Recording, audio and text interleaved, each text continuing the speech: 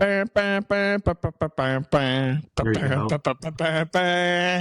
right. Welcome back to another episode of StormWatch. I'm your host, John Willis, here with our lovely co-host, Brad Willis, and we are here to recap the recent games for the Carolina Hurricanes. We've been on a bit of a hiatus for a week leading into the All-Star break. And the All-Star break itself, we didn't have any content come out, so apologies for the late upload here. But we will be getting back into the natural and normal swing of things with weekly recaps. So let's go ahead and get into it. Did you want to go ahead and discuss the games prior to the All-Star break? Let's just recap those games real quickly. Let's just catch up. It's been a while since we've aired any episodes, and just for various reasons, business travel schedules, etc. The last game we reviewed was the January 15th loss to the Kings. That was, if you remember, Justin Williams' induction into the Hurricanes Hall of Fame. Mm-hmm. That Friday, we played the Red Wings. We beat them 4-2 at home. My impression of that game is that the Red Wings are up and coming. Mm-hmm. They're a pretty quick team. One of the stats I've been following, you've been wanting me to follow, is giveaways and takeaways, but I just have the giveaways. We gave the puck away 27 times to Detroit's 10. Yes. Yeah. We did, but we also outshot them 30-12 the entire game. They had 12 shots on that. Yeah. Which is pretty dang remarkable. And part of the reason why the Hurricanes have been so successful, particularly as of late, they're really getting to their game in terms of that shot suppression and just kind of, relentless forecheck, not letting the other team set up in the offensive zone. What was the next game we got there? Then that Sunday, we lost to the Wild, which was a game I thought we should have won. Mm-hmm. I don't know.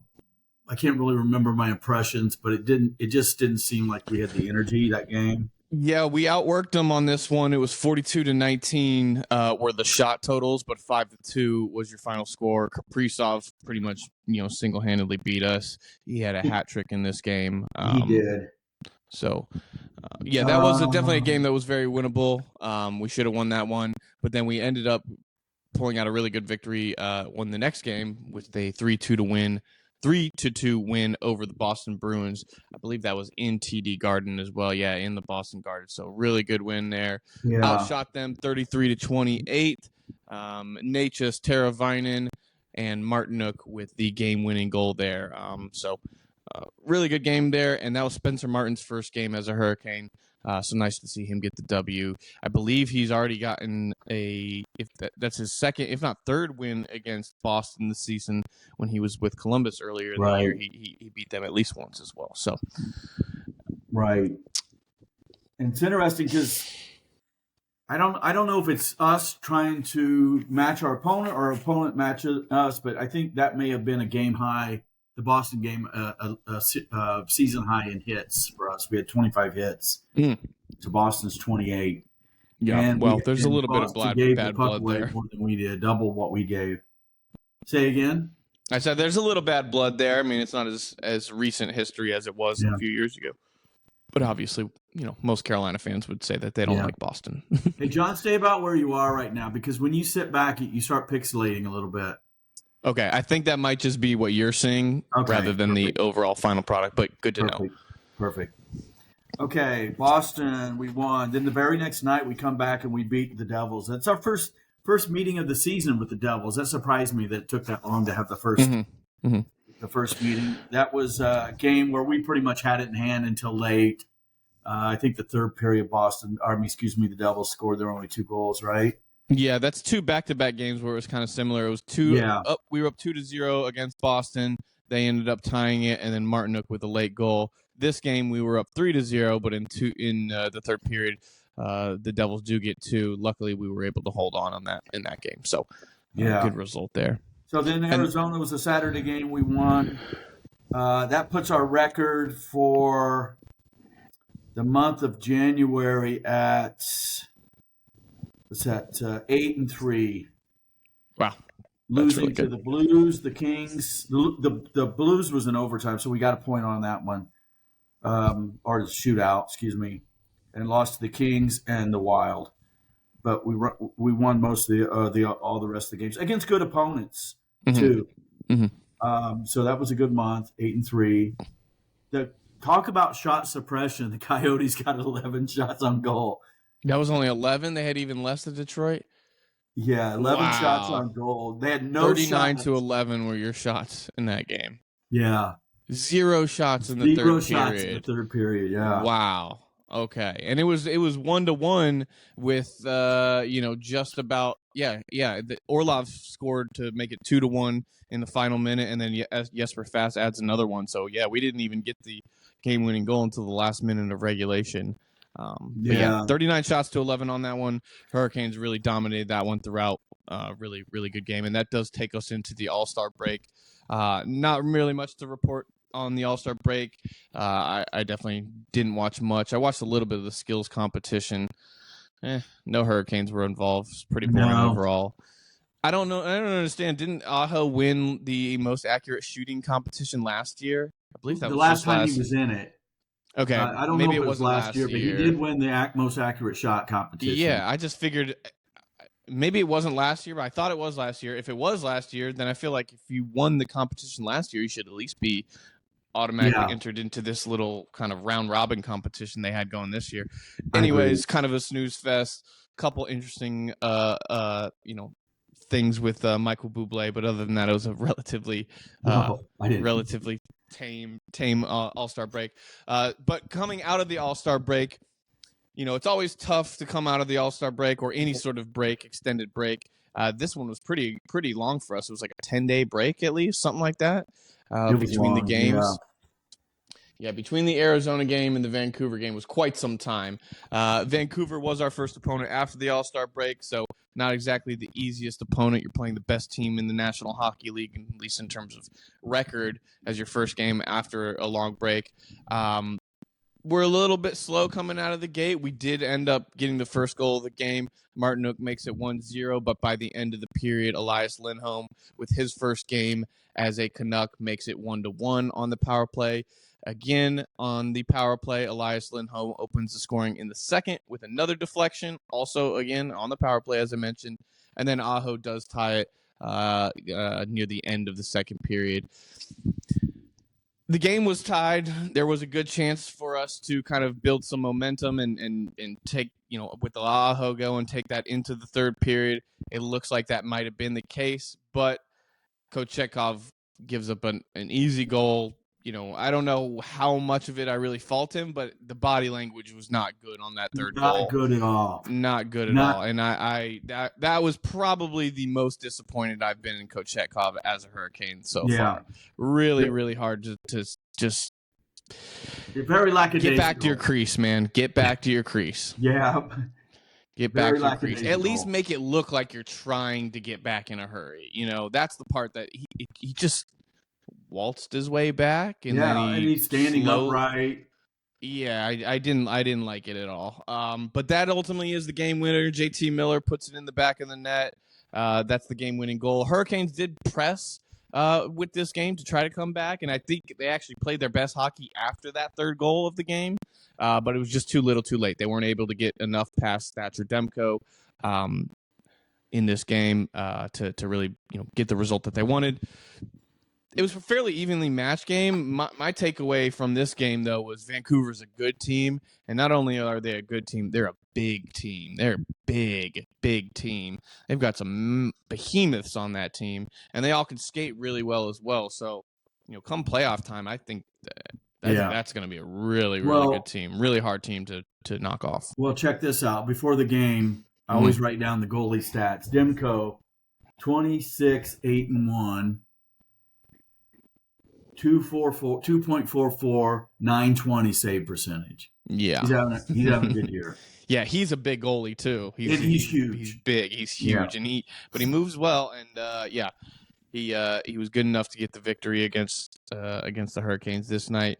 But yeah, that was a tough opponent coming right out of the All-Star break. Like I said, fairly even match overall, but Vancouver did get the better of the play. Coach Chekhov, kind of I don't know if is the reason for the loss in that one, but certainly didn't help, and just optically was certainly a letdown in that game with his reaction to the way that the third goal kind of played out. We do get a bounce back. We'll see another incident of that here. Yeah, we get another bounce back win against Colorado just a couple days later, a 5-2 win. Colorado is a great hockey team, but they've been struggling lately. I believe since the Hurricanes, they've also lost another game. So I believe they've lost like 4, maybe even 5 games in a row. I think it's right now. Is that? Yeah, so not good. But anytime you can defeat a team like that, regardless of whether or not they're hot, they're going to be a good team. They're going to be a playoff team coming the end of the season. You got McKinnon, Makar, just some really, really high-end talent on that team, and we were able to suppress them. McKinnon, I believe, did ring the post, but other than that was fairly non-impactful in this game. Natchez gets a natural hat trick. It's the first 3 goals of the game, all of them in the third period. Parise does add one there near the end of the third period, and then right after that, Kochetkov lets another goal in literally 5 seconds later off the ensuing face-off. And this one might be even worse than the one he let up against Vancouver. I don't know if he's just not looking at the puck, if he took his eye off the puck, but Sam Girard, I believe that's his name, basically just dumps the puck in, fires it on net, but he's well beyond the red line when he does it. Yeah. Just fires it on net. Kochetkov sticks his glove up, and it just goes right underneath his glove and into the net. It's a goal that you should never, ever, ever, ever, ever let up, ever. So he gets pulled going into the second period. Ronta comes in. Ronta faces 9 shots in the second period. He is able to turn all of them away. But it's just a tough way to end the first period when you have a guy giving you a hat trick in the first period, and then at the end of the period, it's 3-2. Well, what's interesting about I'm watching the game, I'm taking notes, and that it's not really a dump in, but I'll just call it dump in. Sure. By Girard. I missed the goalie end of that. And so I don't know if the camera was late getting there, but I just assumed that it was like one of those fake dump ins. And you just turn the angle of your stick, and when you catch the goalie trying to, it wasn't that at all. No, it wasn't that at all. It was right just a to wrist him. shot. It was just a wrist shot. He just fired it. I mean, maybe Kochetkov thought he's going to rim it around, but no, he was there waiting. Yeah, he was like right there in front of the net. He didn't even. Yeah, it was bad. It was really, really, really, really bad. So he had a great first period up until that point. The goal that beats him with Parise alone 1-on-1. I don't fault him on that one, but the next goal, you gotta stop that second goal that goes in. Then in the second period, Michael Bunting on the power play gets his 11th of the season to make it 4-2, and then Jarvis late in the game. That was the empty net goal, right? That they just went ahead and handed to him. Yeah, there was a slashing on an empty net, and they awarded him the goal. Yeah, it's a penalty shot on an empty net, which is an automatic goal. Is the way that's kind of refereed out. But overall, good game. It was a weird game in this one. A lot of penalties by the Hurricanes. Their penalty kill stayed really strong. The game kind of, I don't know, it didn't have a lot of flow because of all these penalties. And then you get the Kochetkov in the first period, Ronta in the second period. Ronta gets injured in the second period, so then Kochetkov comes back in the third period, which I don't know if I've seen that, or at least I've never seen that quite either. Some time. So that was a weird game, but we got the 5-2 victory over a very, very good opponent. So shots on this one were, 27-27 even. Yeah. Penalty minutes were 34 penalty minutes for the Hurricanes to 12 by the Colorado Avalanche. I believe Brennan Lemieux got a 10-minute misconduct, so that's a big portion of that. Is that the game where Tony got Tony might have got tossed 10 minutes at the end of the game? Yeah, both of them got 10 with 2 seconds to go. So yeah. 3 stars in this game were Natchez, Teravainen, and Bunting. All 3 of them, were excellent, but Natchez getting his first hat trick of his career. So really good to see him producing some points. He's played well, particularly well in this game here. I thought he kind of struggled a little bit in the next game that we're about to discuss, the Devils game. But it's hard when you're comparing against a hat trick night the night from a couple nights before. He is impactful on the eventual game winner on the next game. But Turbo had 4 assists in that game, Colorado. Oh wow, yeah, that's excellent. Yep, you're right.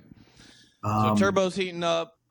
Yeah, the top guys are playing well. Natchez is becoming a top guy. Hopefully, he can kind of stay at somewhat high level of consistency in terms of his point production. Anything else about this game, John? I would love to see. We've been talking giveaways. I would love to see it by person because that's my frustration with Natchez. Yep. He goes for the glory no matter what, and he'll end up turning the puck over a lot. Yep. And that frustrates me. Yep. Yep. It's like, what's the point? You see it a lot. Other guys on the ice beside you. And that's why I say that his next game, versus the Devils was a little disappointing. Now, ultimately, he's effective in overtime. This game versus the Devils, which was a 1-0 game. I'm assuming we're ready to go on to that game. Yeah. Let's go. Yep, 1-0 game. Whalers night was the theme for the night. So I've got my Whalers gear behind me. I took my girlfriend and her cousin to the game. I was a little bit nervous because anytime I bring people to the game and it's their first hockey game. Yeah. For whatever reason, we end up losing. Now we ended up winning this one, but it went late, so I was nervous the entire time. As it got later and later, I was nervous. But no, really good game, really good Whalers night. It was nice. I really like those jerseys personally. They basically are this one here, but white, and it's just a really clean look. One thing I did kind of think about is, when we first started going to Hurricanes game, the white jersey was the home jersey. Yeah, and I do think that they should go back to that because if you got the white jersey at home, then everyone who comes in, you get to see a new color represented on the ice. Whereas if we got the red jerseys at home, then every time we see an opponent, we only see a white opponent. So we always see the same jerseys over and over when you're at home. Whereas if you get the white jersey as your home jersey, then you can get more variety as far as what the opponent. I don't know. Just visually, I think it would be a little bit nicer to kind of go back to that. But yeah, these jerseys were really nice. They had the Brass Bonanza playing. Only got to play it once, which was there at the end of the game.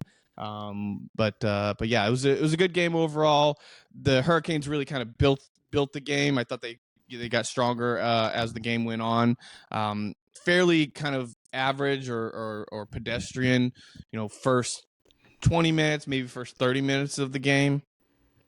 Wasn't exactly the most exciting. Shots were 10-10 in the first, 13-11 for New Jersey in the second, and then 9-9 for in the third period. 2-2 in overtime as well. Hurricanes got the one that mattered though, which was Sebastian Aho tapping in a Martin Natchez rebound. Natchez came down, got himself to the center of the ice, basically in the slot area, took a shot. Vanacek made the save.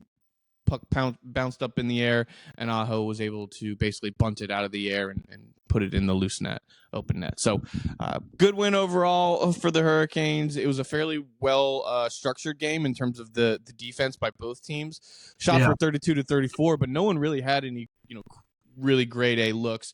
Hurricanes took a lot of penalties this game as well, so the penalty kill stayed hot. 12 where is it here? Yep, 10 penalty minutes for the Hurricanes, only 6 for the Devils. So we were 0 for 3 on the power play. They were 0 for 5 on the power play. Good game overall. Kochetkov was really good. He bounced back very strong after a couple somewhat shaky performances, or at least had individual moments of shaky performance in his last 2 games. This one, he does pull out the shutout. Really good to see him play. And like I said, the team played really good defense in front of him. Pesce, I believe, was out this game as well. So D'Angelo slotted in. He played pretty good overall. He didn't play a ton of time, but, I didn't see any glaring errors or anything. With Pesce being – let's just talk about it. With Pesce being out, I automatically went to he's being held out for a trade.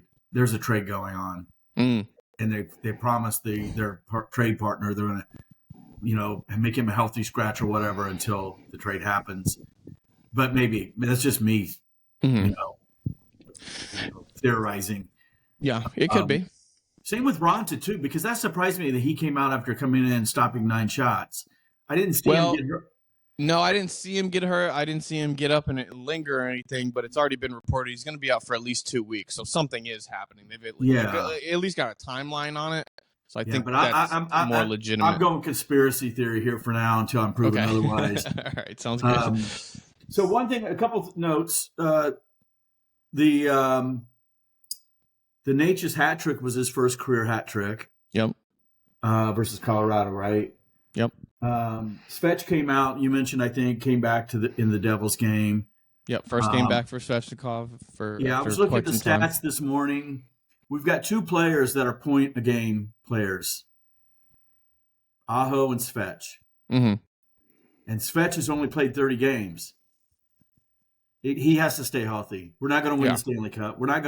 He has to stay healthy. Yeah, 100%. 100%. And it's not just scoring either. It's just his presence. He's a disruptor. Yes. The lines just work better when he's in the lineup. Yeah. The power play works better when he's in the lineup. We're still scoring on the power play without him, which is good. When he's on the power play, it's much more lethal. Did you look at the giveaways and takeaways at the Devils game? Yeah, 31 giveaways to 13 giveaways, 31 being on the Hurricane side. So we gave up the puck a lot. Takeaways were 10 to 12, so fairly even on that. But we gave away the puck a lot. Yeah, I didn't love our game the first period, the first 30 minutes. Passing wasn't very crisp. Just overall, I don't like I said, fairly pedestrian. Just wasn't really clicking. But definitely had some shifts later in the game where, sustained pressure in their zone, looking like Hurricanes hockey. Vanacek was good in this game. We didn't have a ton of super really great opportunities, but he was good enough to push it to overtime. And then Natchez and Aho do what they do. In the last game, didn't we? What's that? I thought we chased Vanacek in the last game. It's possible. I mean, the score was only 3-2 in that game, so I don't. Maybe it wasn't we scored a ton on him.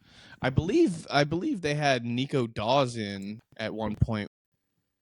I have it here. That. Maybe I'm wrong. See. But I don't have a summary here. No, I don't have a summary.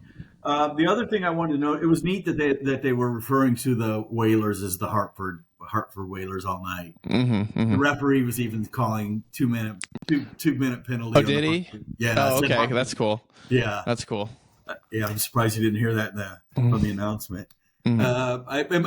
Tripp made a reference to maybe as Don Kowarski being an old pro and probably had done some Hartford Whalers. Who knows?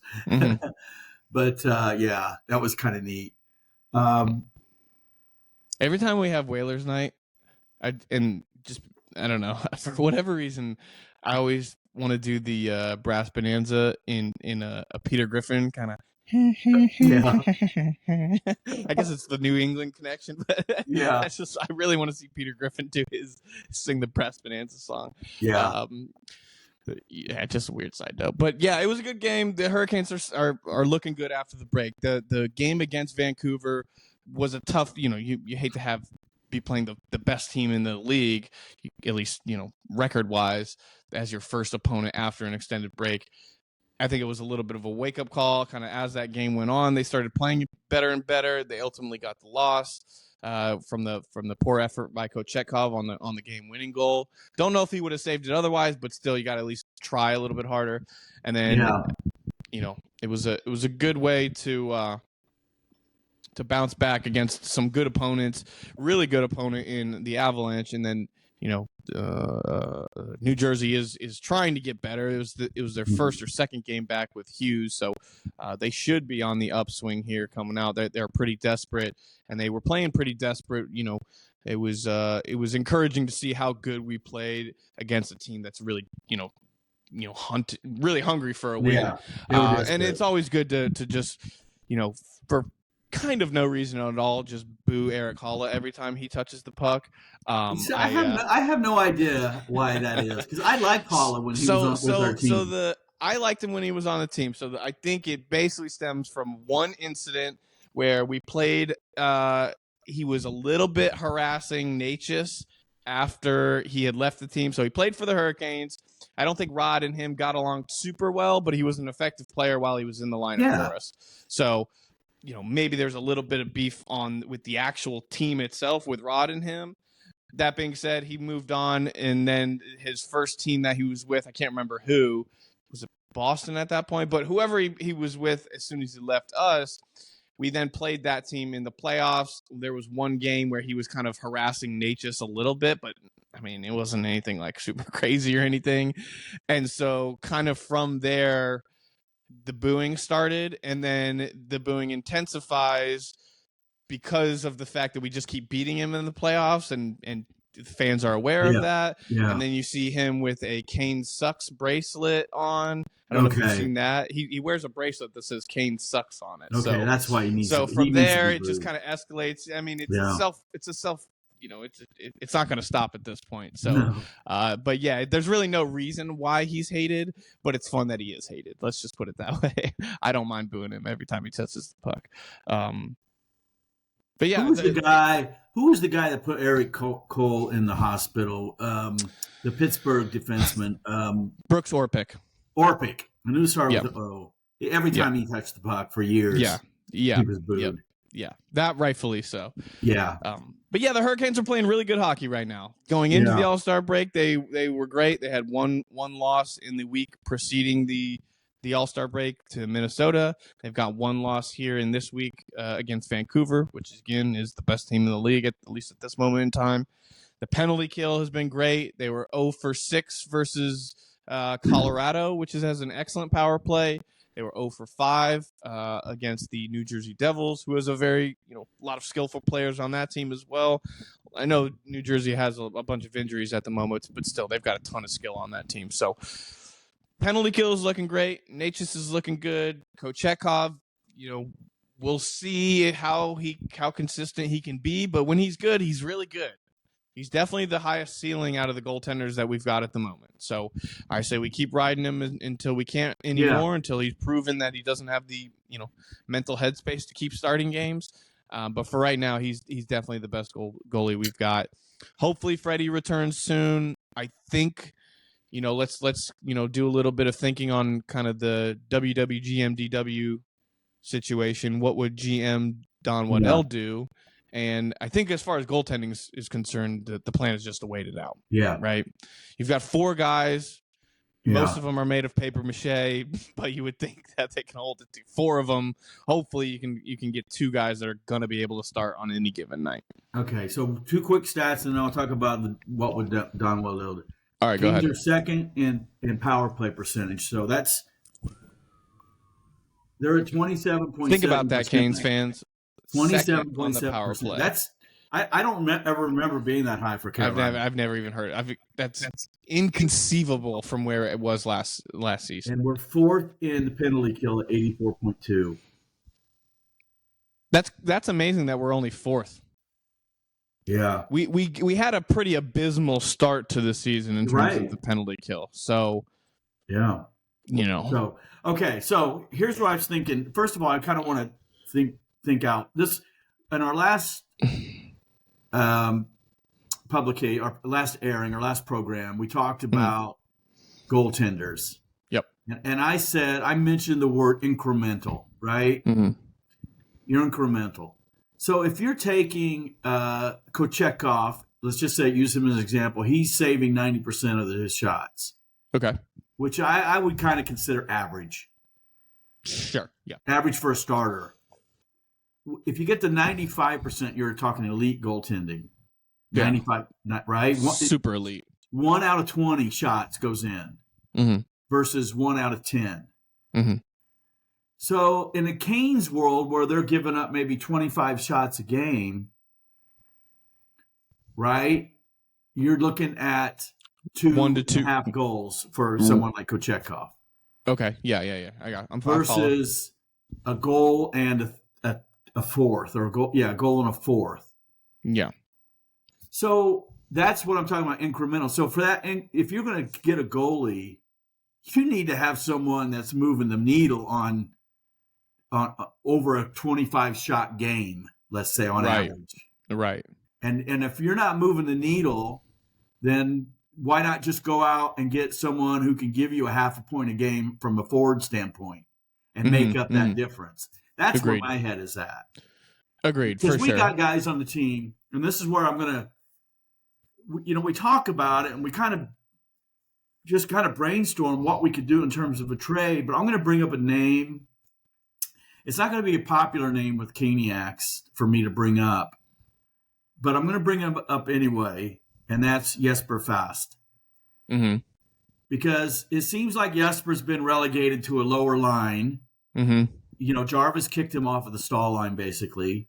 Mm-hmm. Marty's playing well. That's a pretty decent line. Yeah. Marty and Jarvis can make up for Stahl's slow feet. Yep. And could be a physical line too. So I'm just thinking, why not package Fost with somebody and pick up a guy who can give you between a half a point and 3/4 of a point a game. And that's going to be hard to come by, but they're out there. Package him with some picks or something. Yeah, like I'll just throw out a name. What about like Dickinson with the Blackhawks, or Vetrano, or someone? And I don't know the game well enough, or these players well enough to see if they fit the Kane style. Sure, but that type of point production, not a superstar, but a guy who can score 25, 30 goals in a season. Exactly. Yeah.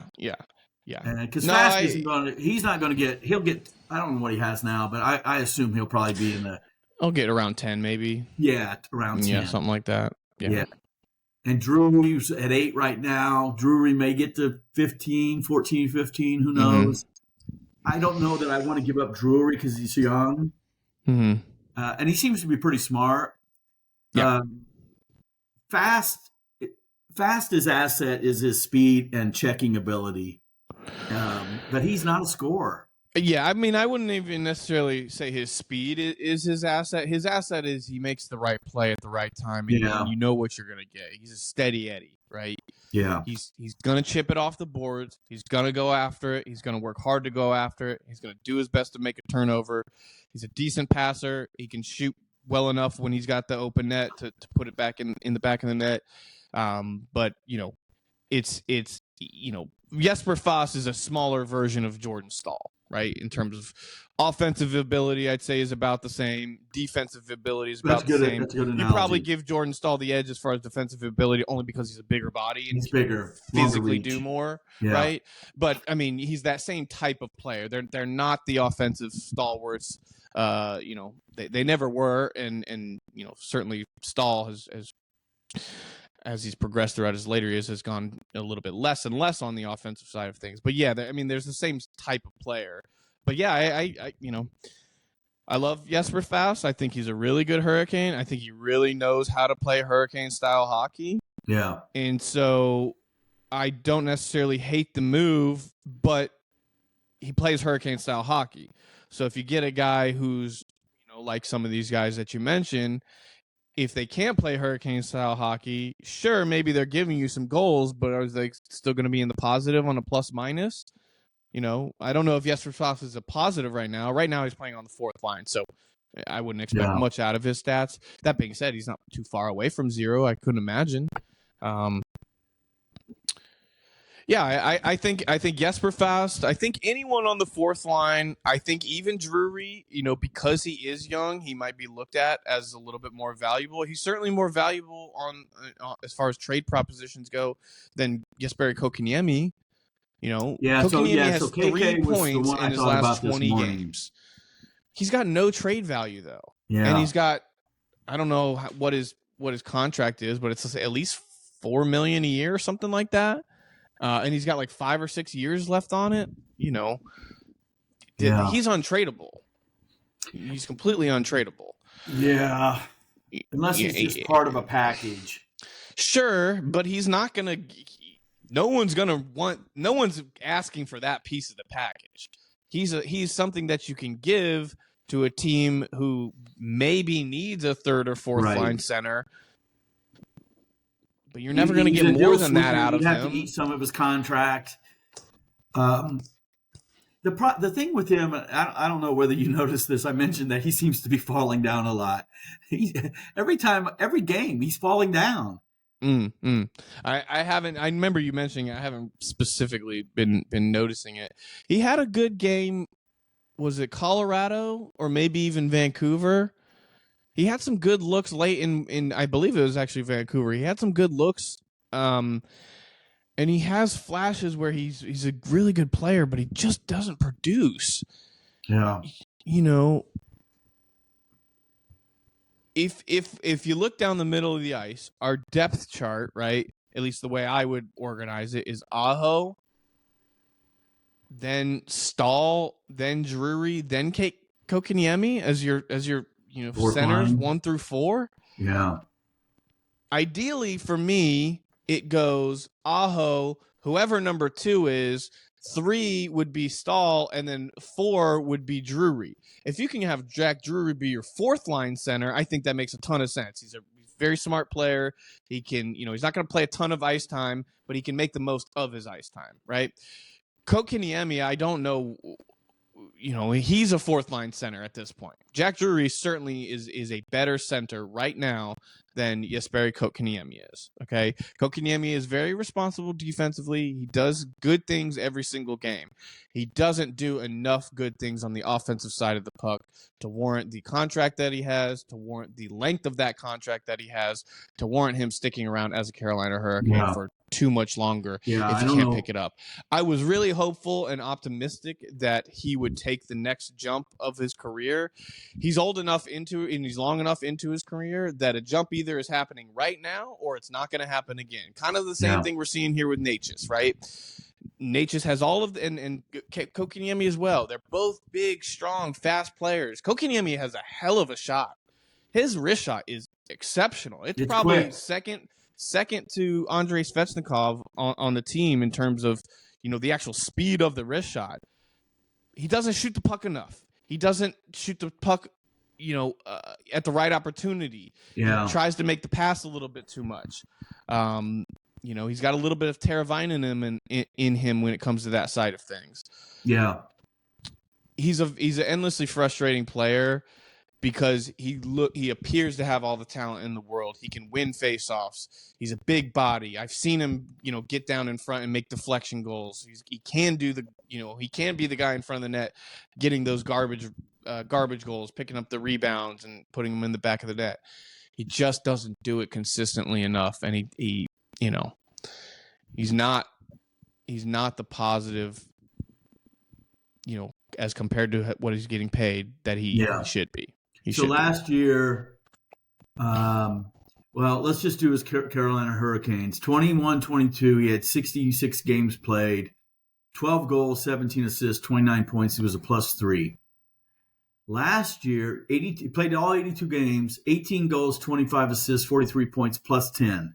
See, I can accept that. I can deal with that and what he's being paid for that. Yeah. This year, 51 games, 9 goals, 9 assists. He's a -11. Yeah.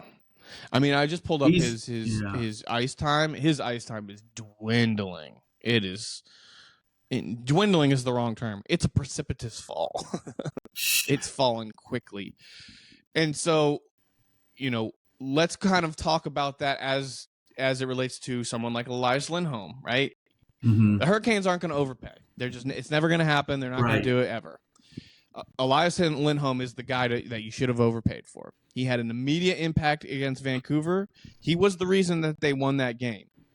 2 easy deflections. The Hurricanes were pretty good on the penalty kill. You just park him in front of the net, and 2 easy deflections. There's really not a lot you can do to defend that. There's a couple things. Kochetkov can be out and cover his man a little bit more. There's not a ton you can do, but if you can go out and spend a little bit more money on a guy like Elias Lindholm, you slot him in the lineup, you take KK out of the lineup. Don't tell me that that's not a way better team. Don't tell me that you don't like our chances in the playoffs significantly more when your 1 through 4 is Aho, Lindholm, Stahl, Drury. That is so much more appealing than Aho, Stahl, Drury, KK. Like, you know. Yeah, but that's not going to happen. It's done. It's a done deal. I understand that, but I'm just voicing my frustration when these moves are available to be made. Right. We just don't do it because we're so much more comfortable with the devil you know than what you don't. Okay, and that's a really tough thing to get around as a Hurricanes fan, because we know that just a couple little tweaks, a couple little improvements here and there to this roster, and the team can really do something. We know what taking out one of these key pieces does to this team. If you're without Andrei Svechnikov, we're not winning the Stanley Cup. I love all the rest of the guys on the lineup. I like Jesperi Kotkaniemi. I think he's a good player. Without a Svechnikov in the lineup come playoff time, I just don't see us crossing that finish line, and the finish line is the Stanley Cup. Right. You take Svechnikov out and you put Elias Lindholm in.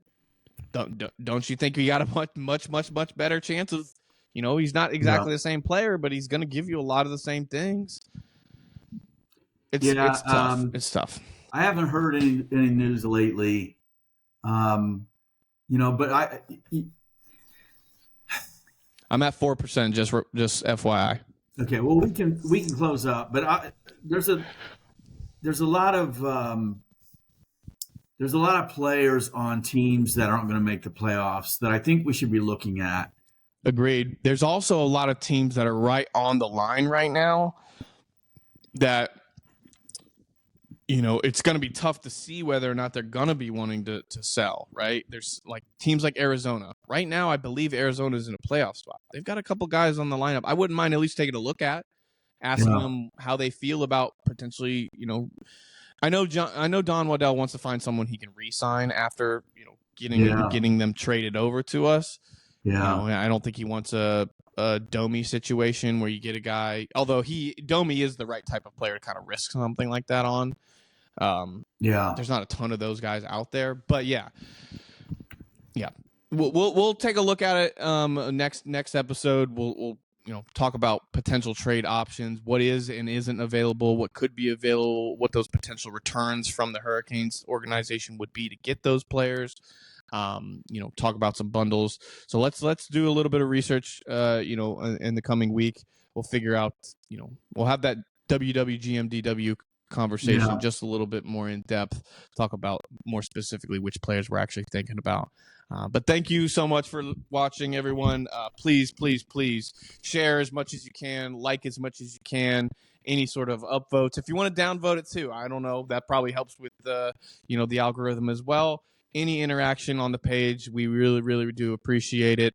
Any feedback that you have, if you think that our opinions are just dead wrong, please let me know. I'd love to argue in the comments. Please let me know. And let us know any UFAs or RFAs that you think the Canes should go after and how they should go about please. procuring those let us know what you're thinking, and we'll take a look at some of your comments. And if there's any good ideas out there, we'll certainly expand upon them on next episode. Thank you all again for watching Stormwatch. We really appreciate it. We'll see you next week. Goodbye. Bye.